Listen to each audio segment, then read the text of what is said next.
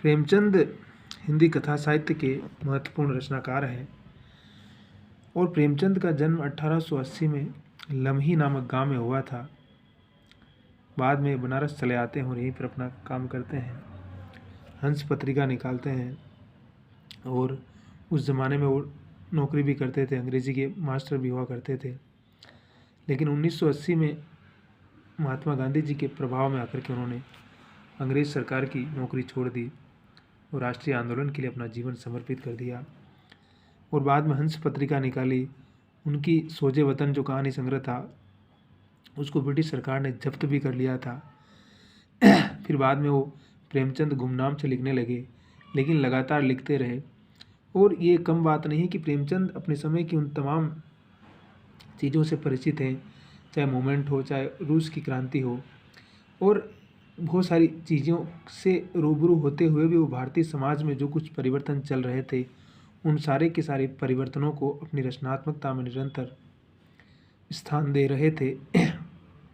उर्दू में लिखते थे शुरू में, लेकिन बाद में वो हिंदी की तरफ चले आते हैं। अब हिंदी की तरफ क्यों आते हैं? राष्ट्रीय चेतना के कारण आते हैं, गांधी जी के प्रभाव में आते हैं, या हिंदी के विस्तार या भारतीय जनमानस की इस विस्तृत भाषा को वो अंगीकार करते हैं। उसके पीछे कहीं न कहीं ये विस्तृत जनमानस की सोच और राष्ट्रीय चेतना का ही मसला रहा होगा।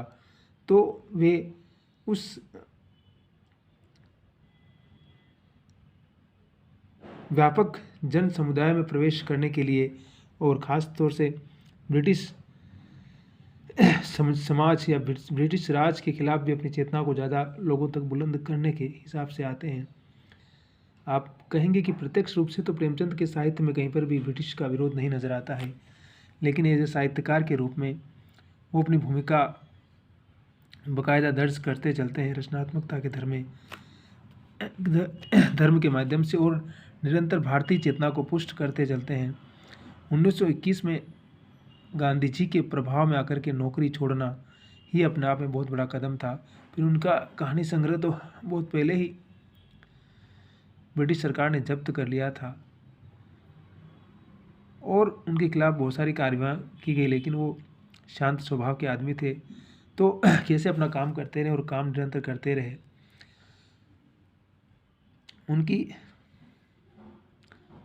फिर उन्होंने खुद अपने उर्दू के उपन्यासों का उन्होंने हिंदी में अनुवाद किया और उन उपन्यासों को अपनी भाषा में ठहराते हुए किस तरह से अपने हिसाब से वो लिखते हैं।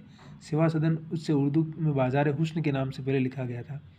कायाकल्प उनका पहला उपन्यास जिसकी पांडुलिपि हिंदी में मिलती है। हिंदी भाषा के महत्व और व्याप्ति को देखते हुए हिंदी में लिखने लगे थे। मैंने बताया ना आपसे कि हिंदी भाषा के महत्व को प्रेमचंद समझ जाते हैं और समझने के कारण वो हिंदी में लिखने लगते हैं। और हिंदी में लिखने का मतलब ही था कि वो कहीं न कहीं उस व्यापक समाज से अपने आप को जोड़ते हैं। सेवा सदन उनका 1918 में आया उपन्यास है। ये बेहतरीन नावल है और इसमें वेश्यावृत्ति की समस्या के रूप में लिया गया है। प्रेमचंद के पूर्व हिंदी उपन्यासों में वेश्या के प्रति घृणा का भाव प्रदर्शित किया गया है। प्रेमचंद इसके लिए उत्तरदायी सामाजिक आर्थिक सूत्रों की खोज करते और कहते हैं कि वेश्याओं पर लिखना, जैसे मैंने कहा ना कि एक समय था कि समाज में सिर्फ कुछ खास विषयों पर लिखते थे लोग, तो कहते हैं गंदा विषय पर क्यों लिखेंगे।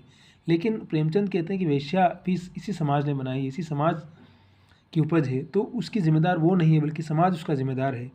तो इसके सामाजिक सांस्कृतिक कारणों की कैसे पड़ताल की जाए उसकी खोज करते हैं। दहेज प्रथा, अनमेल विवाह, वेश्यावृत्ति की ओर नहीं ले जाते हैं, बल्कि उपयुक्त शिक्षा का अभाव और प्रतिकूल परिवेश भी इसके लिए उत्तरदायी हैं। मध्यवर्ग की झूठी मर्यादाएं भी इसके लिए कम जिम्मेदार नहीं है। इन मर्यादा को प्रेमचंद निरंतर तोड़ते रहते हैं, पर इस समस्या का जो आर्य समाजी हल उन्होंने दिया, क्योंकि उनके साथ ये भी दिक्कत रही कि हमेशा वो कुछ न कुछ उपन्यास में कुछ न कुछ समाधान देते नजर आते हैं।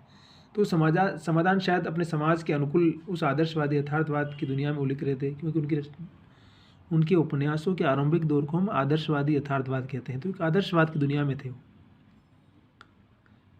तो ये आदर्शवाद कहीं कि उनकी कहानियों में भी नज़र आता है, ये उनके जीवन में भी नज़र आता है, और ये उपन्यासों में भी आप देखेंगे तो आपको कहीं न कहीं नज़र आएगा। फिर प्रेमाश्रम भी हिंदी का पहला राजनीतिक उपन्यास है, 1922 में आता है। आप देखिए राजनीतिक चेतना को लिटरेचर में कैसे ला सकते हैं। क्योंकि उसमें पूरे देश में राजनीतिक आंदोलन चल रहा था और भारत की स्वतंत्रता को प्राप्त करने के लिए हर कोई अपना जी जान से मेहनत कर रहा था, लगा हुआ था। तो प्रेमचंद उसमें इस राजनीतिक चेतना, देखिए राजनीतिक चेतना कितनी महत्वपूर्ण होती है, वो राजनीतिक चेतना ही हमारी सामाजिक चेतना को संचालित करने का काम करती है। और जैसे ही राजनीतिक पावर बदलता है, पूरा समाज का सांस्कृतिक बोध बदल जाता है। 1947 में जब पूरा भारत, जब पावर ट्रांसफ़र होता है और भारतीय समाज या भारत के पास, भारत के लोगों के पास जब पावर आता है, तो कैसे नया कानून बनता है और सब लोग अपने आप डेमोक्रेसी को हम एक्सेप्ट करते हैं और कैसे सिस्टम बदल जाता है पूरा। तो राजनीतिक चेतना को कैसे प्रेमचंद अपने साहित्य में लेकर आते हैं और उसमें स्थान दे रहे हैं। इसमें प्रेमचंद किसान आंदोलन से जुड़ जाते हैं। चंपारण बिहार, आप खुद जानते हैं कि गांधी जी खुद कह दें वहाँ पर। तो किस प्रकार से गांधीयन थॉट्स कहीं की प्रेमचंद के साहित्य में उनकी रचनात्मकता में निरंतर अंतर चेतना में काम करती है, क्योंकि गांधी जी उस दौर में इतना बड़ा फिगर था कि उनसे लोग प्रभावित थे। वो एक महानायक की तरह समाज की चेतना में विराजमान थे और उनके कहने पर लोगों ने नौकरियां छोड़ दी, देश के लिए अपने आप को समर्पित कर दिया कि आज़ादी को प्राप्त करना है हमें, हमारी जनता गरीब है, भूखी है, बीमार है, बेरोजगार है, उसके लिए कुछ करना है। और ये 2 कौड़ी के लोग जो अंग्रेज है इस देश को बर्बाद कर रहे हैं, सब कुछ खत्म कर रहे, लूट रहे हैं, तो कैसे हम इसके भगा करके हम अपनी आज़ादी को प्राप्त करें। तो उसका पूरा प्रभाव है।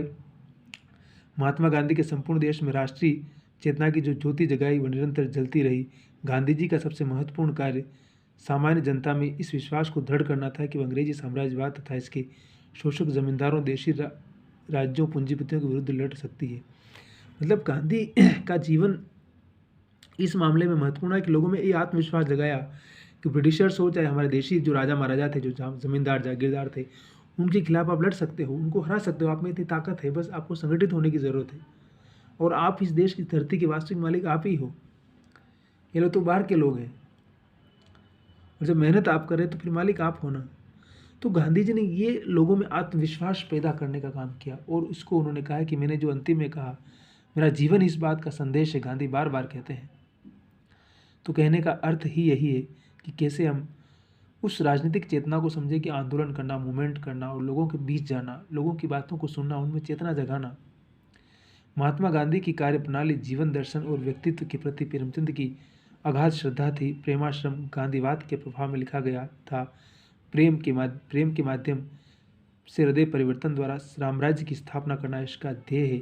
आंशिक रूप से यह बोल्शेविक क्रांति से भी प्रभावित है। तो कह रहे हैं कि प्रेमाश्रम जो उस मोमेंट की बात करता है, बोल्शेविक क्रांति की जो रूस में हुई थी उसकी भी बात करता है, लेकिन गांधीयन थॉट्स या गांधी जी के प्रभाव को भी पूरा अंगीकार करता है, उसको अभिव्यक्त करता है, क्योंकि गांधी इस समाज की अंतर चेतना को आप्लावित करने में, परिवर्तन करने में बहुत बड़ी भूमिका निभाते हैं। तो गांधी जी की कमियां हो सकती हैं, उनकी बहुत सारी कमियां थी, वो अलग बात है, लेकिन उनका जो योगदान था, उन्होंने जो अपने समय में अपना काम किया था, जो सेक्रीफाई किया था और जनता में इस बात का आत्मविश्वास जगाया था और उस कॉमन आदमी को बताया था कि तुम कुछ भी कर सकता है। प्रेमाश्रम में किसान जमींदारों की धौंस, बेगारी, शोषण, अत्याचार के विरुद्ध डटकर खड़े हैं। यह यहाँ कोई दवेल नहीं है। जब कोड़ी कोड़ी लगान चुकाते हैं तो धौंस क्यों सहें, एक एक के सिर फोड़ कर रख दूंगा। मियाँ हमारी गर्मी 5-5 रूपली के चपरासियों के मान की नहीं है। जाओ अपने साहब बहादुर के जूते सीधे करो, जो तुम्हारा काम है।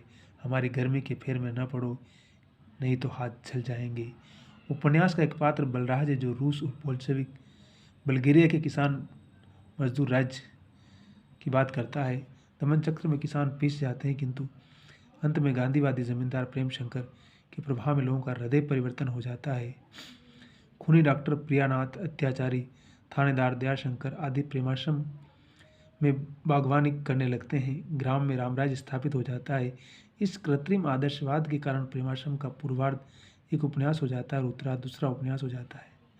पहले वो लड़ रहे हैं, लेकिन दूसरे में क्या होता है, हृदय परिवर्तन हो जाता है, सब लोग फिर समाज के हित में काम करने लग जाते हैं। तो ये एक आदर्शवादी रामराज है, जिसकी कल्पना गांधी बार बार करते हैं। तो प्रेमचंद भी उससे प्रभाव में थे, तो ये उनकी रचना में या इनके उपन्यास में बार बार नजर आता है।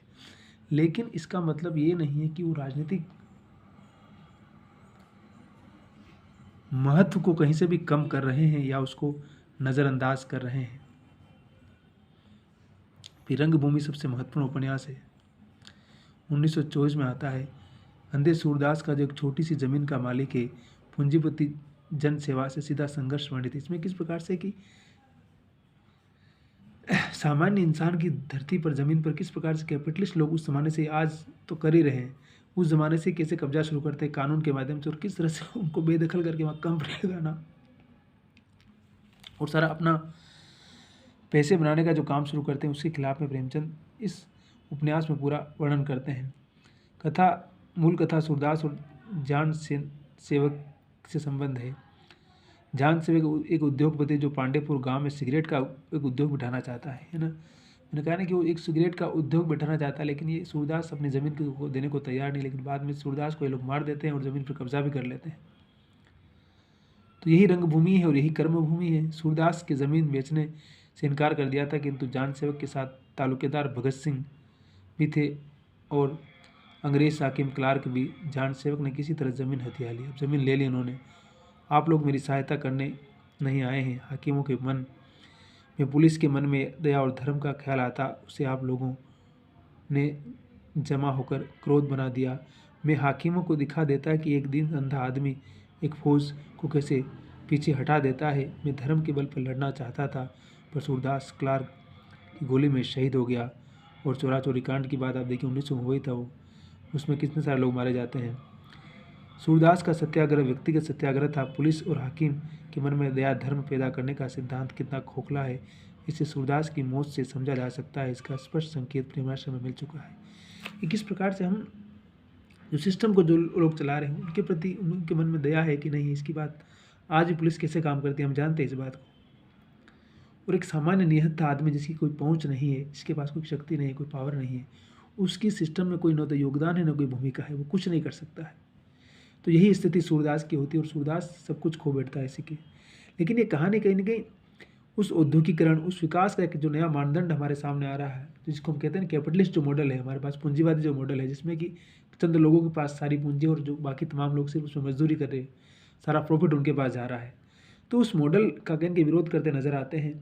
लेकिन दुर्भाग्य से आज़ादी के बाद हमने वही मॉडल अपनाया और उस मॉडल का परिणाम देख रहे हैं आप। लेकिन लोकतंत्र और डेमोक्रेसी के चलते शायद कहीं कि उस मॉडल के कुछ अच्छे पक्ष हैं वो भी सामने आ रहे हैं, क्योंकि पूंजीवादी और समाजवादी मॉडल तो हमारे सामने से फेल हो चुका है।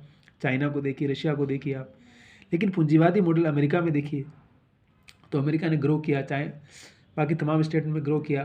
तो कहीं ना कहीं उसके बहुत सारे फ़र्क है, बहुत सारे अंतर है। और अम्बेडकर भी इस बात को मानते थे कि इस पूंजीवाद का आना बहुत ज़रूरी है। अगर ये पूंजीवाद नहीं आएगा तो हमारे पास मध्य वर्ग नहीं पैदा होगा, तो हम किसानी खेती करते करते हमारे लोग मर जाएंगे, ख़त्म हो जाएंगे, उन्हें कभी कुछ नहीं मिलेगा। टेक्नोलॉजी से रूबरू होना बहुत ज़रूरी है समाज का। अगर वो रूबरू समाज नहीं होगा तो उसमें परिवर्तन घटित करना, परिवर्तन को करना हमारे लिए बिल्कुल विरुद्ध था। गांधी जी वैसे टेक्नोलॉजी के विरोधी थे, लेकिन वो इसलिए विरोधी थे कि वो चाहते थे कि हम उस हिंद स्वराज की बात करते हैं। वो कहते हैं कि हम विदाउट टेक्नोलॉजी, विदाउट बहुत ज़्यादा टेक्नोलॉजी से भी काम कर सकते हैं हम, और हम नेटिव चीज़ों को यूज़ करके भी हम अपने आप को डेवलप कर सकते हैं। लेकिन शायद वह हमारे लोग नहीं कर पाए और एक इस प्रकार का मॉडल हमने चुना, एक इस प्रकार की चीज़ हमने ली जो कि हमारे सामने कहीं ना कहीं इसी रूप में आता है। फिर उनका कायाकल्प उपन्यास 1926 में आता है। कायाकल्प बहुत ज़्यादा अतिरंजनापूर्ण से ज़्यादा महत्वपूर्ण नहीं है। लेकिन प्रेमाश्रम के बाद दूसरा महत्वपूर्ण उपन्यास उनका गबन है। गबन आता है 1930 में। इसमें मध्यवर्ग की कमजोरियों का पर्दाफाश किया गया है। यह वर्ग आर्थिक दृष्टि से खोखला होता है, पर इस खोखलेपन को वह बाहरी टिमटाम, झूठे प्रदर्शन, बड़े बोलेपन से ढांकना फिरता है। वह जो कुछ नहीं है उसी को सिद्ध करता है और जो कुछ है उसका निषेध करता है। रमानाथ की तरह का मध्यवर्गीय पात्र है। और उसके साथ ये होता है कि रमानाथ अपनी पत्नी जालपा को बहुत कुछ दिखाता है, बड़ी बड़ी बातें करता है, लेकिन उसके पास पैसा नहीं होता है। फिर वो चोरी करता है और उस पर गबन का आरोप लगता है। ऐसा कुछ चलता रहता है उपन्यास में। वह काल्पनिक पैतृक ऐश्वर्य का आरोप भी गालिब करता है। घर की आर्थिक दशा जालपा के सामने आती नहीं है। वह आभूषण का तकाजा करती है, फलस्वरूप रमानाथ गबन करता है। वह भागकर कलकत्ता जा पहुंचता है। जालपा भी कलकत्ता जाती है। देवीदीन खटीक का घर उपन्यास का रंगमंच बनता है। जालपा के चरित्र में अप्रत्याशित परिवर्तन होता है, राजनीतिक हो जाता है। अन्य उपन्यासों की तरह इसका ढांचा भी ढीला है, राजनीतिक मोड़ स्वाभाविक नहीं लगता। ये उपन्यास का अलग अंग है। तो इस प्रकार की कुछ कमियां जिसको ये बता रहे हैं। और